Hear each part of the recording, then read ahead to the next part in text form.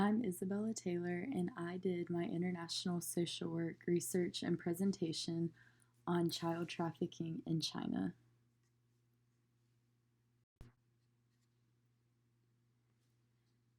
Child trafficking in China has a long history and is culturally accepted and embedded in society to the point where it is no longer viewed as a crime.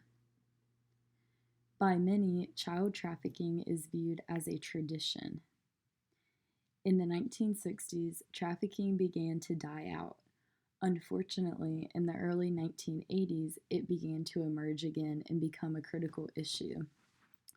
Since trafficking reemerged in the 1980s, the numbers have risen significantly, especially for children, but even for women. Child trafficking in China has become the new norm, quote unquote, over the last decade. In the past, children have been sold to families who have expressed interest in adopting children. From there, that is where they are then illegally sold to organizations, street beggars, sexual exploitation, or they are even sold abroad.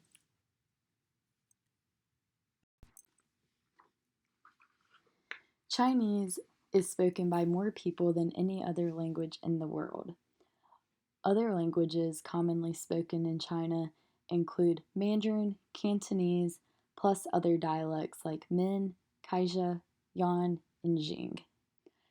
The population in China consists of 1,367 million people. China recognizes 55 minority nationalities that make up 8.4% of China's total population. Religious affiliations in China that are common include officially atheist, Taoism, Buddhism, Islam, and Christianity. Non-capital cities play an important role in the child trafficking business in China. There is an evident gender difference in individuals who are trafficked. There is a growing tendency for trafficked children in China to migrate from the southwest to the east coastal area.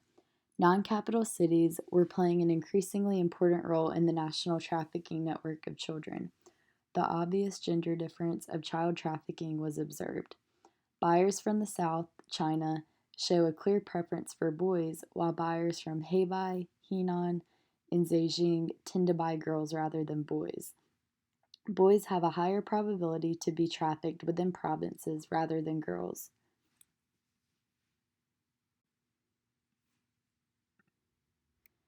It has been well documented that human trafficking is a business in which women assume an active and prominent position. In China, women play a significant role in trafficking operations. They typically act as either recruiters or facilitators of the trafficking business. Majority of child trafficking incidents actually involve women. Women's prominent role is due to the advantages they have over men when it comes to sheltering and transferring children, as women are less likely to be suspected. Women usually will disguise themselves as the child's mother. Other women may have been previously trafficked as well and are being forced by their traffickers to recruit other young children into prostitution. Most of the children trafficked come from poor areas in China, such as Yunnan and Guizhou. Most of the perpetrators of these crimes do not have a fixed income and are peasants from poor families.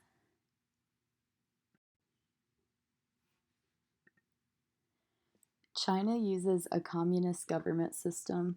China has operated under a communist state run by the ruling political party, which is the Communist Party of China, since 1949. This is the biggest party in the country. Chief of state is the president, the top leader of China, head of the party, and the commander in chief of the military. He also represents China in foreign relations. The president and the vice president are elected by the National People's Congress.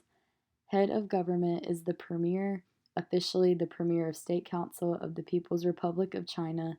He is the leader of the State Council of China and the highest rank in the civil service.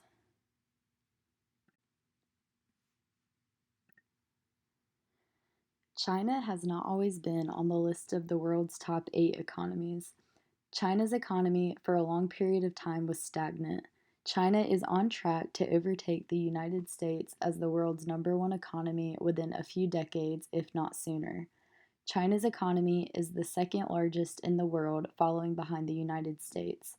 The International Monetary Fund, or the IMF, forecasts China's economy to grow at a growth rate of 6% in 2021.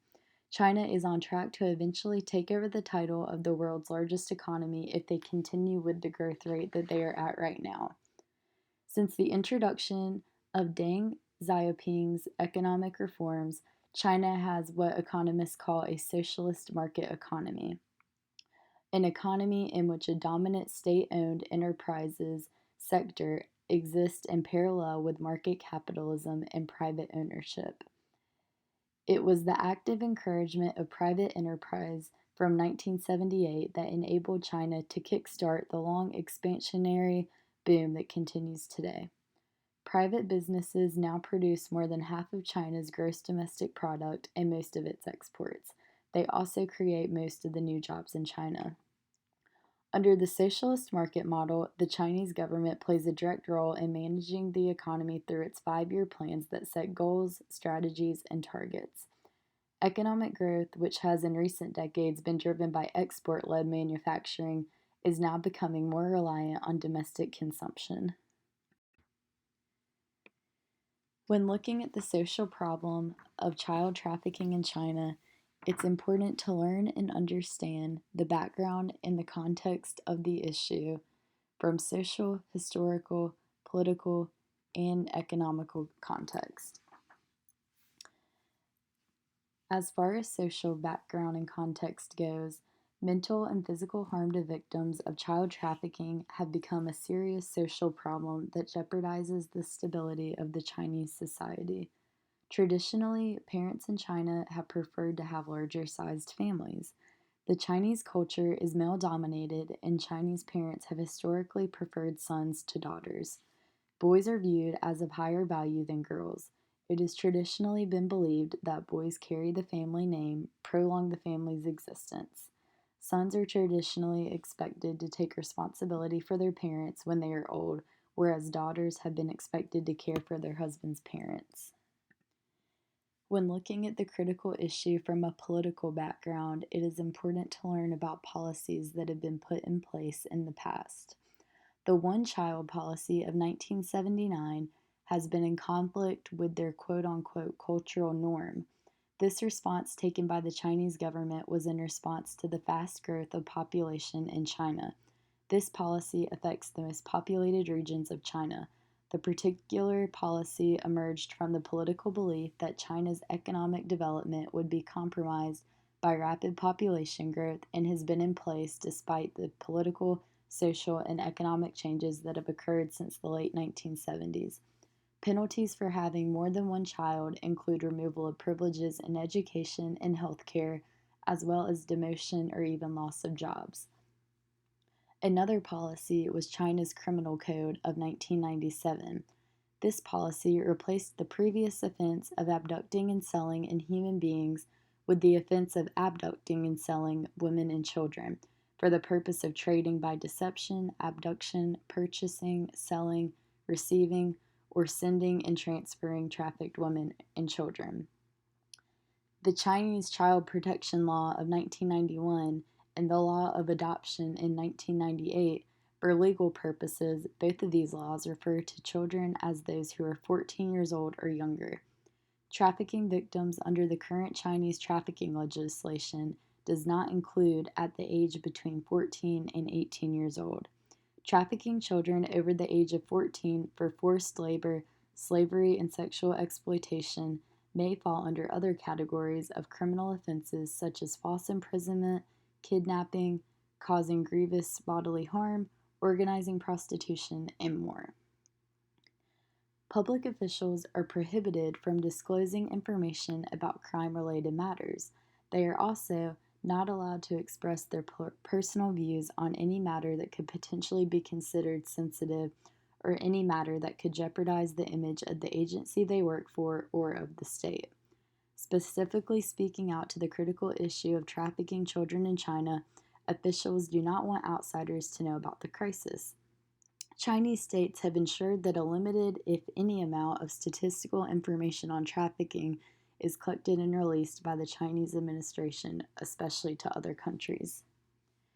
In the case of forced labor involving trafficked children, local government authorities have failed to perform their functions in managing, supervising, and inspecting the small scale private businesses such as coal mines, local factories, and other private enterprises which regularly use trafficked children.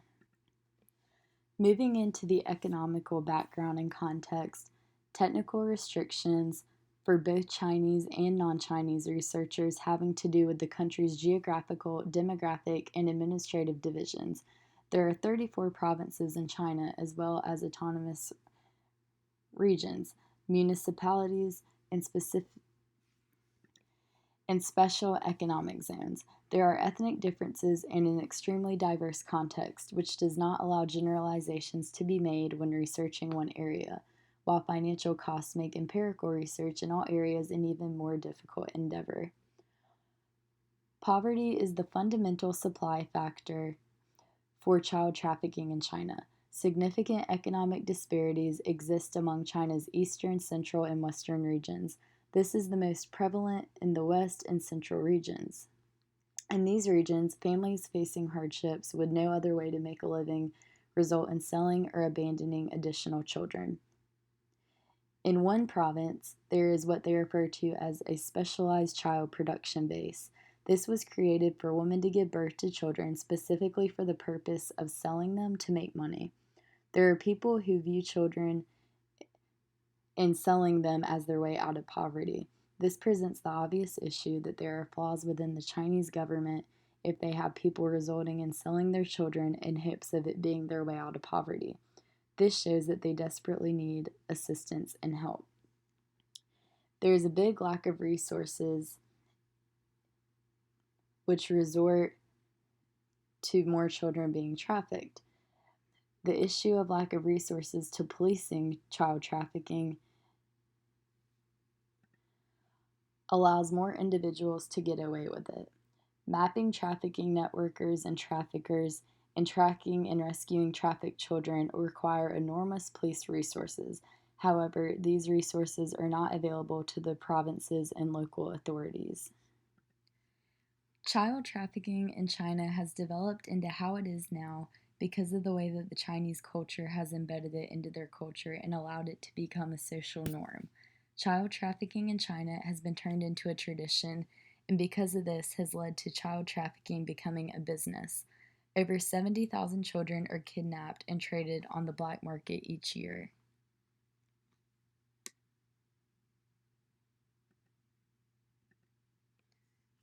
The trend of child trafficking has spread as rapidly as it has because people in the Chinese establishment who consider it as a lucrative business view children as being more profitable and easy to trade with other members of the business. Children are viewed as more valuable and desirable compared to adults. Therefore, traffickers often search for young children as their target. Culture has had an impact on this by allowing it to continue to be a critical issue for as long as it has. Something that was first discovered as a critical issue in the 1960s should not be as big of a problem as child trafficking in China still is to this day. Local protectionism allows national policy to be bent, outcomes to be exaggerated, and problems to be concealed in order for local benefits and sometimes simply individual benefits of local officials to be protected. Local protectionism plays a part in the existence and expansion of child trafficking. Due to local protectionism, purchasing children becomes a culturally accepted and also overlooked activity. Child trafficking can have a direct impact on both individuals and families. Being trafficked is an extremely traumatic experience for not only the child being trafficked but also their families. The mental health concerns that stem from this can be experienced by the families of the trafficked victim in addition to the victim. This includes PTSD, anxiety, stress, as well as other disorders. Individuals who have been trafficked may also act more violent towards others out of fear. This could affect the way that the child acts towards others around them. The former Vice Minister of the Ministry of Public Security, points out the concern that human trafficking is directly associated with serious violent offenses such as murder, kidnap, robbery, rape. It seriously endangers public security in the Chinese society. In 2004, 41% of individuals trafficked were children. It is estimated that 70,000 children are kidnapped in China every year and traded on the black market. Child trafficking is perceived as a lucrative trade and a crime that causes physical and mental harm to the child. Development in a child during their younger years is such a critical aspect of their life. Facing the experiences that some of these children are facing in China at such a young age automatically sets them up to have an increased risk of developing negative physical and mental health effects. Additionally, children that are taken to houses to live with other children who have also been trafficked are missing out on education and work opportunities that they may have had if they had not been trafficked. The trafficking of children destroys normal human feelings, seriously violates personal rights of the abducted children who are abducted, and severely jeopardizes children's personal safety. Trafficking not only damages the physical and physiological health of young children, but also a negative impact on social stability. Child trafficking inflicts terrible misery on the victims' families and leads to family breakups. In recent years, the Chinese government has recognized the seriousness of child trafficking within the country and focused on fighting against the crime. However, despite the great efforts that have been made to crack down on trafficking, child protection still remains quite weak and large amounts of child trafficking cases persist in China. China has been working to promote the healthy development of children. There have been many anti trafficking laws and regulations put into place specifically in more recent years. National initiatives to fight child trafficking are regularly undertaken. However, child protection remains weak and various cases of child trafficking persist. Currently, child trafficking cases are widely reported, but there is insufficient systematic research being conducted. Child trafficking causes damage to society and hinders the establishment of a harmonious society in China. Many non government organizations and parents of abducted children have started to act on the issue of child trafficking in China, in addition to government organizations and non-government organizations, in addition to international resources as well. For government policies in response to this, in 2007, the Chinese government devised a plan of action to counter the abducting and trafficking of women and children between the years of 2008 and 2012. This plan involves 28 government ministries and covers prevention, law enforcement, victim rescue, recovery, and international collaboration. In March 2010, to strengthen the legal protection for women and children, the Supreme People's Court, the Supreme People's Procuratorate, the Ministry of Public Security, and the Ministry of Justice jointly issued a directive entitled Suggestions on How to Legally Tackle the Crime of Abduction and Trafficking of Women and Children. This directive extended the criminal targets of interest and intensified the effort to detect and solve such crimes. Non-government organizations and individuals play an important role as well. It's an important thing to discuss not only what the government is doing about the issue, but what other people in the community are doing about the issue as well. With that being said, parents whose children have been trafficked have quit their jobs in efforts to search for their children. Some families have set up their own anti-child trafficking organizations. These organizations are known as Child Search Alliances. Many families whose children are abducted and trafficked join these alliances. In addition to the advocacy of parents whose children have been trafficked, another non-government organization that has begun anti-trafficking programs in China is called Baby Going Home. Ms. Song Bayon, whose own child was abducted, created a website called Baby Going Home, looking for missing children. The Baby Going Home website takes advantage of the internet to help rescue missing children. In 2010, the Baby Going Home website contacted the China Social Welfare Education Foundation, or the CSWEF, and researched an agreement to establish the Baby Going Home Charity Foundation to accept donations.